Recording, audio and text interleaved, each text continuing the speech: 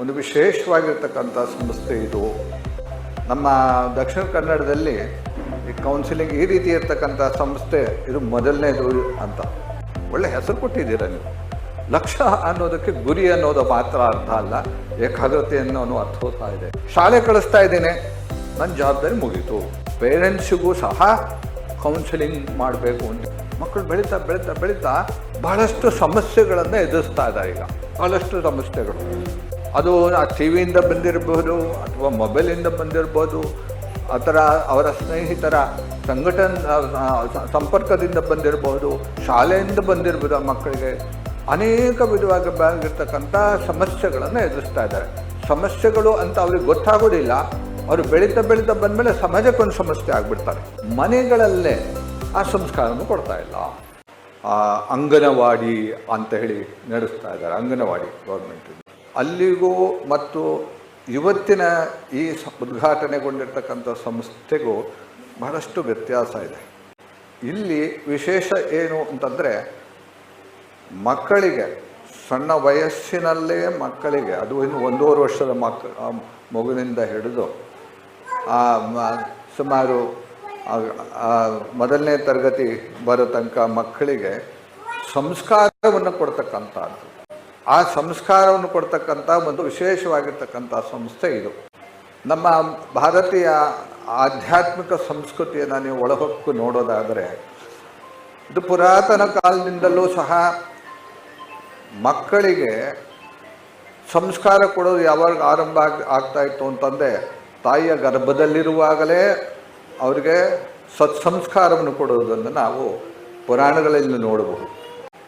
ಹಿರಣ್ಯಕಶಿಪುವಿನ ಮಗನಾಗಿರ್ತಕ್ಕಂಥ ಪ್ರಹ್ಲಾದನಿಗೆ ಸಂಸ್ಕಾರವನ್ನು ಕೊಡುವುದಕ್ಕೆ ಆರಂಭ ಆಗಿದ್ದು ಯಾವಾಗ ಅಂತಂದರೆ, ಆ ಪ್ರಹ್ಲಾದ ತಾಯಿಯ ಗರ್ಭದಲ್ಲಿರುವಾಗ ನಾರದರು ಸ್ವತಃ ಬಂದು ಮಹಾವಿಷ್ಣುವಿನ ಶ್ರೇಷ್ಠತೆಯನ್ನು ಗುಣಗಾನವನ್ನು ಮಾಡ್ತಾರೆ. ಅದನ್ನು ಗರ್ಭದಲ್ಲಿರ್ತಕ್ಕಂಥ ಮಗು ಕೇಳಿಕೊಂಡು ಅವನು ಹುಟ್ಟಿದ ಮೇಲೆ ಬೆಳೆಯುವಾಗಲೂ ಸಹ ಅದರ ಬೀಜ ಒಂದು ಬೃಹದ್ ಆಕಾರವಾಗಿ ಬೆಳೆದು ಒಂದು ಶ್ರೇಷ್ಠನಾಗಿರ್ತಕ್ಕಂಥ ವ್ಯಕ್ತಿಯಾಗಿ ಮೂಡಿ ಬಂದ. ಹಾಗೆ ಮಹಾಭಾರತಕ್ಕೆ ಬಂದರೆ ನೀವು ಅಲ್ಲೂ ಸಹ ನಾವು ನೋಡಬಹುದು, ನಮ್ಮ ಅಭಿಮನ್ಯುವಿನ ತಾಯಿ ಸುಭದ್ರೆಗೆ ಶ್ರೀಕೃಷ್ಣ ಸ್ವತಃ ಯುದ್ಧದ ಬಗ್ಗೆ ಅವಳಿಗೆ ವಿವರಿಸ್ತಾ ಇರ್ತಾನೆ. ಚಕ್ರ ವ್ಯೂಹವನ್ನು ಹೇಗೆ ಪ್ರವೇಶ ಮಾಡಬಹುದು, ಹೇಗೆ ಹೊರಗೆ ಬರಬಹುದು ಅನ್ನೋದು ಹೇಳುವುದಕ್ಕೆ ಆರಂಭ ಮಾಡಿರ್ತಾನೆ. ಆಗ ಅದನ್ನು ತಾಯಿಯ ಗರ್ಭದಲ್ಲಿರ್ತಕ್ಕಂಥ ಅಭಿಮನ್ಯು ಅದನ್ನು ಆ ಸಣ್ಣ ವಯಸ್ಸಿನಲ್ಲೇ ಸಹ ಅವನು ತಿಳ್ಕೊಂಡು ಕೊನೆಗೆ ಆ ಮಹಾಭಾರತ ಯುದ್ಧದಲ್ಲಿ ಅತಿ ಶ್ರೇಷ್ಠ ರೀತಿಯಲ್ಲಿ ಧೈರ್ಯವಂತನಾಗಿ ಆ ಚಕ್ರವ್ಯೂಹವನ್ನು ಭೇದಿಸಿ ಒಳಗಡೆ ಹೋಗುವುದನ್ನು ನಾವು ನೋಡ್ಬೋದು. ಅಂದರೆ ನಮ್ಮ ಹಿಂದೂ ಧರ್ಮದ ಪ್ರಕಾರ ಈ ಮಕ್ಕಳಿಗೆ ಶಿಕ್ಷಣ ಆರಂಭ ಯಾವಾಗ ಮಾಡಬೇಕು ಅಂತಂದರೆ ತಾಯಿಯ ಗರ್ಭದಲ್ಲೇ ಇರಬೇಕು. ಒಂದು ವಿಶೇಷತೆಯನ್ನು ನೋಡಬಲ್ಲಿ ಏನು ಅಂತಂದರೆ, ತಾಯಿಯ ಮನಸ್ಸಿನ ಲಾಗ್ತಕ್ಕಂಥ ಭಾವನೆಗಳಿದೆಯಲ್ಲ, ಅದು ಆ ಗರ್ಭದಲ್ಲಿರ್ತಕ್ಕಂಥ ಮಗುವಿನ ಮೇಲೆ ಪರಿಣಾಮವನ್ನು ಉಂಟು ಮಾಡುತ್ತೆ ಅನ್ನೋದನ್ನು ಆ ಪುರಾತನ ಕಾಲದಲ್ಲೇ ನಮ್ಮವರು ತಿಳ್ಕೊಂಡಿದ್ರು. ಹಾಗಾಗಿ ತಾಯಿಯ ಗರ್ಭದಲ್ಲಿರ್ತಕ್ಕಂಥ ಮಗು ಒಳ್ಳೆಯ ಉತ್ತಮನಾಗಿರ್ತಕ್ಕಂಥ ವ್ಯಕ್ತಿಯಾಗಿ ಬೆಳಗಬೇಕಾದರೆ ತಾಯಿಯೂ ಸಹ ಆ ಸಮಯದಲ್ಲಿ ಒಳ್ಳೆಯದಾಗಿರ್ತಕ್ಕಂಥ ಚಿಂತನೆಯನ್ನು ಮಾಡಬೇಕು ಅನ್ನೋದು ಆರಂಭ ಆಗಿತ್ತು. ಅಂದರೆ ಆಗಿಂದ ಆರಂಭ ಆಗಿರ್ತಕ್ಕಂಥ ಮಗು ಮುಂದೆ ಜನನ ಆದ ನಂತರ, ಹಿಂದಿನ ಕಾಲದಲ್ಲಿ ನಮಗೆ ಈ ಡೇ ಕೇರ್ ಸೆಂಟರ್ ಬೇಕಾಗಿರಲಿಲ್ಲ. ಯಾಕೆ ಅಂತಂದರೆ ನಮ್ಮಲ್ಲಿ ಈ ಕುಟುಂಬ ಅದು ಅವಿಭಾಜ್ಯ ಕುಟುಂಬ ಇತ್ತು ಮುಂಚೆ. ಹಾಗಾಗಿ ತಂದೆ ತಾಯಿಯ ಜೊತೆಗೆ ಇರ್ತಕ್ಕಂಥ ಅಜ್ಜಂದಿರು, ಚಿಕ್ಕಪ್ಪ ಚಿಕ್ಕಮ್ಮಂದಿರು ಎಲ್ಲರೂ ಸಹ ಆ ಮಗುವಿನ ಬೆಳವಣಿಗೆ ಬೇಕಾಗಿರ್ತಕ್ಕಂಥ ಸಂಸ್ಕಾರವನ್ನು ಸಣ್ಣ ವಯಸ್ಸಿನಲ್ಲೇ ಕೊಡ್ತಾ ಬಂದಿದ್ದರು. ಅವಳ ಇರ್ತಕ್ಕಂಥ ಒಳ್ಳೆ ಗುಣಗಳನ್ನು ಗುರುತಿಸಿ ಅದನ್ನು ಪೋಷಿಸಿ ಬೆಳೆಸ್ತಾ ಇದ್ದರು.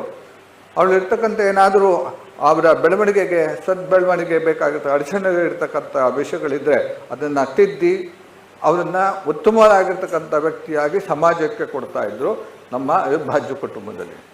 ಈಗ ಅವಿಭಾಜ್ಯ ಕುಟುಂಬ ಇಲ್ಲದೆ ಇರೋದರಿಂದ ಈಗ ದೊಡ್ಡ ದೊಡ್ಡ ಸಮಸ್ಯೆ, ತಂದೆ ತಾಯಿಗಳು ಕೆಲಸಕ್ಕೆ ಹೋಗಬೇಕಾಗತ್ತೆ, ಅದು ಸಹಜ.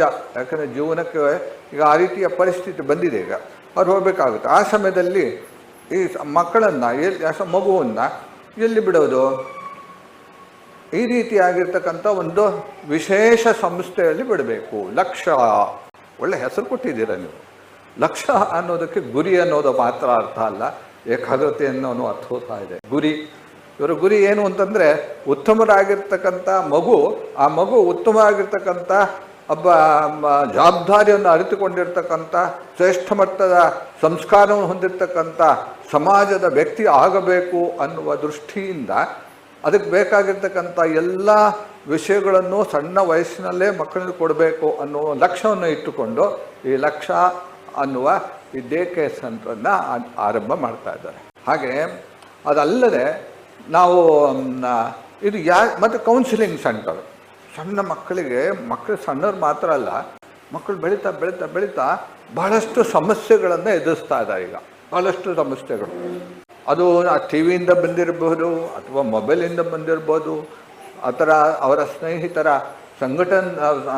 ಸಂಪರ್ಕದಿಂದ ಬಂದಿರಬಹುದು, ಶಾಲೆಯಿಂದ ಬಂದಿರ್ಬೋದು. ಮಕ್ಕಳಿಗೆ ಅನೇಕ ವಿಧವಾಗಿರ್ತಕ್ಕಂಥ ಸಮಸ್ಯೆಗಳನ್ನು ಎದುರಿಸ್ತಾ ಇದ್ದಾರೆ. ಸಮಸ್ಯೆಗಳು ಅಂತ ಅವ್ರಿಗೆ ಗೊತ್ತಾಗೋದಿಲ್ಲ. ಅವರು ಬೆಳೀತಾ ಬೆಳೀತಾ ಬಂದಮೇಲೆ ಸಮಾಜಕ್ಕೊಂದು ಸಮಸ್ಯೆ ಆಗಿಬಿಡ್ತಾರೆ. ಹಾಗಾಗಿ ಆ ಸಣ್ಣ ವಯಸ್ಸಿನಲ್ಲೇ ಅವ್ರನ್ನ ತಿದ್ದುವ ಒಂದು ಕಾರ್ಯಕ್ರಮವನ್ನು ಹಾಕಿಕೊಂಡಿದ್ದಾರೆ. ಅದರಲ್ಲಿ ಮಕ್ಕಳಲ್ಲಿ ಅದರಲ್ಲಿ ಲಿಸ್ಟ್ ಕೊಟ್ಟಿದ್ದಾರೆ. ಭಾಳ ಸಂತೋಷ ಆಯ್ತು ನಾನು ಓದಿ ಆ ಲಿಸ್ಟು. ಇಷ್ಟೆಲ್ಲ ಸಮಸ್ಯೆಗಳು ಸಣ್ಣ ಮಕ್ಕಳಲ್ಲಿ ಇದೆ ಅನ್ನೋದು ನಮಗೆ ಗೊತ್ತಾಗುತ್ತೆ. ಬಹಳಷ್ಟು ಸಮಸ್ಯೆಗಳಿದೆ. ಆ ಸಮಸ್ಯೆಗಳಿಗೆ ಉತ್ತರವಾಗಿ ಆಧುನಿಕ ವಿಜ್ಞಾನದೊಂದಿಗೆ ಪುರಾತನ ನಮ್ಮ ಸಂಸ್ಕೃತಿಯ ಜೊತೆಗೆ ಆ ಮಕ್ಕಳನ್ನು ಬೆಳೆಸ್ತಕ್ಕಂಥ ಅವರಿರ್ತಕ್ಕಂಥ ಸಮಸ್ಯೆಯನ್ನು ನಿವಾರಣೆ ಮಾಡ್ತಕ್ಕಂಥ ಒಂದು ಉತ್ತಮವಾಗಿರ್ತಕ್ಕಂಥ ಒಂದು ಸಂಸ್ಥೆಯನ್ನು ಅವರು ಹುಟ್ಟಾಕಿ ಇವತ್ತು ಆರಂಭ ಮಾಡಿದ್ದಾರೆ. ಇದು ಯಾರಿಗೆ? ಮಕ್ಕಳಿಗೆ ಮಾತ್ರ ಅಲ್ಲ, ನಾವು ಸಹ ಒಂದು ಹಾಸ್ಟೆಲ್ ನಡೆಸ್ತಾ ಇದ್ದೀವಿ. ಸುಮಾರು 8ನೇ ಕ್ಲಾಸಿಗೆ ಬರುವಾಗ ಮಕ್ಕಳಲ್ಲಿ ಅವರೆಲ್ಲ ಗ್ರಾಮೀಣ ಪ್ರದೇಶದಿಂದ ಬಂದವರು ಮಕ್ಕಳೆಲ್ಲ. ಆದರೂ ಸಹ ನಮಗೆ ಆಶ್ಚರ್ಯ ಆಗುತ್ತೆ. ನಾವು ಏನನ್ನ ನಿರೀಕ್ಷಿಸದೇ ಇರ್ತಕ್ಕಂಥ ಅನೇಕ ಸಮಸ್ಯೆಗಳು ಅವರಲ್ಲಿ ನೋಡಬಹುದು. ಬಹಳಷ್ಟು ಸಮಸ್ಯೆಗಳು, ಸಣ್ಣ ಪುಟ್ಟದಲ್ಲ, ದೊಡ್ಡ ದೊಡ್ಡ ಸಮಸ್ಯೆಗಳೆಲ್ಲ ಅವಳಿಗಿದೆ. ಅವರಲ್ಲಿ ಏಕಾಗ್ರತೆ ಇರೋದಿಲ್ಲ, ಆಸಕ್ತಿ ಇರೋದಿಲ್ಲ, ಆಮೇಲೆ ಕೋಪ, ಆಮೇಲೆ ಜಗಳ ಆಗುವ ಸ್ವಭಾವ, ಸುಳ್ಳು ಹೇಳೋ ಸ್ವಭಾವ, ಇದೆಲ್ಲವೂ ಸಹ ಅವರಲ್ಲಿ ನಾವು ಕಾಣ್ಬೋದು. ನಾವು ಭಾಳಷ್ಟು ನೋಡ್ತಾ ಇದ್ದೀವಿ, ಭಾಳಷ್ಟು ನಾವು ನೋಡ್ಬೋದು. ಅದಕ್ಕೆ ಆ ಮಕ್ಕಳಿಗೆ ಆ ಸಣ್ಣ ವಯಸ್ಸಿನಲ್ಲೇ ಅದನ್ನು ತಿದ್ದುವ ಒಂದು ಕಾರ್ಯಕ್ರಮವನ್ನು ಹಾಕ್ಕೊಂಡು ಸಣ್ಣ ವಯಸ್ಸಿನಲ್ಲಿ ಆಗ್ತಾ ಬಂದರೆ ನಮ್ಮಲ್ಲಿ ಯಾಕೆ ಪ್ರಾಬ್ಲಮ್ ಆಗಿದೆ ಅಂತಂದರೆ, ನಾನೆಲ್ಲ ಸುಮಾರು 40 ವರ್ಷದಿಂದ ನಾವು ಬಾಲಕಾಶ್ರಮವನ್ನು ನೋಡ್ತಾ ಬಂದಿದ್ದೀನಿ. ಆ ಬಾಲಕಾಶ್ರಮ ಮುಖ್ಯಸ್ಥನಾಗಿ ಭಾಳಷ್ಟು ನಾನು ವರ್ಷಗಳು ಅಲ್ಲಿ ಸೇವೆ ಸಲ್ಲಿಸಿದ್ದೀನಿ, ನಮ್ಮ ಮಂಗಳೂರಿನಲ್ಲಿ ಇರ್ತಕ್ಕಂಥ ಬಾಲಕಾಶ್ರಮದಲ್ಲಿ. ಈಗ ಬರ್ತಾ ಬರ್ತಾ ಬರ್ತಾ ಈ ಸಮಸ್ಯೆಗಳು ಜಾಸ್ತಿ ಆಗಿ, ಯಾಕೆ ಅಂತಂದರೆ ಮನೆಯಲ್ಲೇ ಆ ಮಕ್ಕಳ ಸಣ್ಣ ವಯಸ್ಸಿನಲ್ಲಿರ್ತಕ್ಕಂಥ ಯಾವುದೆಲ್ಲ ಸಮಸ್ಯೆಗಳಿದೆ ಅವರಲ್ಲಿ, ಅದು ಆಂತರಿಕ ಸಮಸ್ಯೆ ಆಗಿರ್ಬೋದು ಅಥವಾ ಬಾಹ್ಯದಿಂದ ಸಮಸ್ಯೆ ಆಗಿರ್ಬೋದು, ಆ ಸಮಸ್ಯೆಗೆ ಬೇಕಾಗಿರ್ತಕ್ಕಂಥ ಸರಿಯಾದ ಉತ್ತರವನ್ನು ಅವರಿಗೆ ಮಕ್ಕಳಿಗೆ ಕೊಡೋಕ್ಕಾಗ್ತಾ ಇಲ್ಲ. ಮಾತ್ರ ಅಲ್ಲ, ಮಕ್ಕಳನ್ನು ಬೆಳೆಸುವುದು ಸಹ ಅವರಲ್ಲಿ ಅದು ಮರ್ತು ಹೋಗ್ಬಿಟ್ಟಿದೆ, ಗೊತ್ತೇ ಇಲ್ಲ, ಬಿಟ್ಟು ಹೋಗ್ಬಿಟ್ಟಿದೆ ಅವ್ರಿಗೆ. ಶಾಲೆ ಕಳಿಸ್ತಾ ಇದ್ದೇನೆ, ನನ್ನ ಜವಾಬ್ದಾರಿ ಮುಗೀತು. ಆ ಸಮಸ್ಯೆಗಳು ಯಾಕೆ ಹುಡುಗ ಹೀಗೆ ಆಡ್ತಾ ಇದ್ದಾನೆ, ಏನೋ ಒಂದು ಪ್ರಾಬ್ಲಮ್ ಇದೆ. ನಾನು ನಮ್ಮ ಮನೆಯ ಒಬ್ಬರು ಬೆಂಗಳೂರಿಂದ ಬಂದ ನಮ್ಮ ಆಶ್ರಮ ಭಕ್ತರು ಹೇಳ್ತಾ ಇದ್ರು, ಅವ್ರ ಮಗಳು ಸಣ್ಣ ವಯಸ್ಸಿನಲ್ಲಿ ಪ್ರತಿ ದಿವಸ ಮನೆಯಲ್ಲಿರ್ತಕ್ಕಂಥ ದೇವ್ರ ಹೋಗಿ ನಮಸ್ಕಾರ ಮಾಡ್ತಾಯಿದ್ರು. ಮಾತಾಡಲ್ಲ, ಪ್ರತಿ ದಿವಸ ಅವ್ರು ಆರತಿ ಮಾಡ್ತಾಯಿದ್ದ, ಬಂದು ಹೇಳ್ತಾಯಿದ್ರು. ಸಡನ್ಲಿ ಬರ್ತಾ ಬರ್ತಾ ಅದು ನಿಲ್ಲಿಸ್ಬಿಟ್ಲಂತೆ. ಯಾಕೆ ಅಂತ ಅವ್ರಿಗೆ ನೋಡಿ ಗಮನ ಕೇಳಿದಾಗ ಅದು ಶಾಲೆಯಿಂದ ಬಂದಿರತಕ್ಕಂಥ ಸೂಚನೆಗಳವು, ಅದರಿಂದ ಬರೆದು ನಿಲ್ಲಿಸ್ಬಿಟ್ರಂತೆ. ಅಂದರೆ ಅಲ್ಲಿ ಶಾಲೆಗಳಿಂದಲೂ ಆಗ್ತಕ್ಕಂಥ ಯಾವುದಿದೆ ಆ ಸಮಸ್ಯೆಗಳು ಮಕ್ಕಳ ಮೇಲೂ ಸಹ ಪರಿಣಾಮ ಮಾಡುತ್ತೆ. ಆ ಸಂಸ್ಕೃತಿ ಮೇಲೆ ಸಂಸ್ಕಾರ ಅದು ಪರಿಣಾಮ ಉಂಟು ಮಾಡುತ್ತೆ. ಆಮೇಲೆ ಅದನ್ನು ತಿದ್ದಿ ಅದನ್ನು ಸರಿ ಮಾಡಿದ್ರು. ಹಾಗೆ ಬಹಳಷ್ಟು ಹೊರಗಡೆಯಿಂದಲೂ ಸಹ ಬಹಳಷ್ಟು ಮಕ್ಕಳ ಮೇಲೆ ಪರಿಣಾಮ ಉಂಟು ಮಾಡುತ್ತೆ. ಜೊತೆಗೆ ತಂದೆ ತಾಯಿಗಳಿಗೆ ಮಕ್ಕಳನ್ನು ಹೇಗೆ ನಾವು ಬೆಳೆಸಬೇಕು ಅನ್ನೋದನ್ನು ನಾವಿನ್ನೂ ನಮ್ಮ ಅದರಲ್ಲಿ ಹೇಳ್ಕೊಡ್ಲೇ ಇಲ್ಲ, ಎಲ್ಲೂ ಇಲ್ಲ, ಈ ಕಡೆ ಶಾಲೆಯಲ್ಲೂ ಇಲ್ಲ. ಹಿಂದಿಂದ ಬಂದಿರತಕ್ಕಂಥ ಯಾವುದೆಲ್ಲ ಪದ್ಧತಿಗಳಿತ್ತು, ನಮ್ಮಲ್ಲಿ ಉತ್ತಮವಾಗಿರ್ತಕ್ಕಂಥ ಪದ್ಧತಿಗಳಿತ್ತು, ಅದನ್ನು ಕೈತಪ್ಪಿ ಹೋಗ್ತಾ ಇದೆ. ಹಾಗಾಗಿ ಅದರ ಪರಿಣಾಮ ಮಕ್ಕಳಲ್ಲಿ ಮತ್ತು ಬೆಳೆಯುವ ಮಕ್ಕಳಲ್ಲಿ ಮುಂದಿನ ಪ್ರಜೆಗಳ ಮೇಲೆ ಅದು ಪರಿಣಾಮ ಉಂಟು ಮಾಡುತ್ತೆ. ಇದನ್ನು ದೃಷ್ಟಿಯಲ್ಲಿ ಇಟ್ಟುಕೊಂಡು ಸಣ್ಣ ವಯಸ್ಸಿನಲ್ಲೇ ಮಕ್ಕಳಿಗೆ ಮಾತ್ರ ಅಲ್ಲ, ಪೇರೆಂಟ್ಸಿಗೂ ಸಹ ಕೌನ್ಸಿಲಿಂಗ್ ಮಾಡಬೇಕು ಉದ್ದೇಶವನ್ನು, ಉತ್ತಮವಾಗಿರ್ತಕ್ಕಂಥ ಉದ್ದೇಶವನ್ನು ಅವ್ರನ್ನ ಇಟ್ಕೊಂಡು ಇದನ್ನು ಆರಂಭ ಮಾಡಿದ್ದಾರೆ. ನನಗೆ ಹೇಳೋ ಹಾಗೆ ತಂದೆ ತಾಯಿಗಳು ಸ್ವಲ್ಪ ಹೆಚ್ಚು ಗಮನವನ್ನು ಮಕ್ಕಳ ಮೇಲೆ ಕೊಡೋದಾದರೆ ಮಕ್ಕಳನ್ನು ಹೇಗೆ ಬೆಳೆಸಬೇಕು, ಮಕ್ಕಳು ಕೆಲವು ಆಡ್ತಕ್ಕಂಥ ಕೆಲವರ ಭಾವನೆಗಳು ಯಾವಾಗ ವ್ಯತ್ಯಾಸ ಬರುತ್ತೆ ಅದರ ಪರಿಣಾಮ ಏನು ಅನ್ನೋದನ್ನು ತಂದೆ ತಾಯಿಗಳು ತಿಳ್ಕೊಳ್ಬೇಕಾಗಿದೆ. ತಂದೆ ತಾಯಿಗಳನ್ನೇ ತಯಾರು ಮಾಡ್ತಕ್ಕಂಥ ಸಂಸ್ಕಾರ ಕೊಡ್ತಕ್ಕಂಥ ಒಂದು ಸಂಸ್ಥೆ ಅವಶ್ಯಕತೆ ಇದೆ ನಮ್ಮಲ್ಲಿ.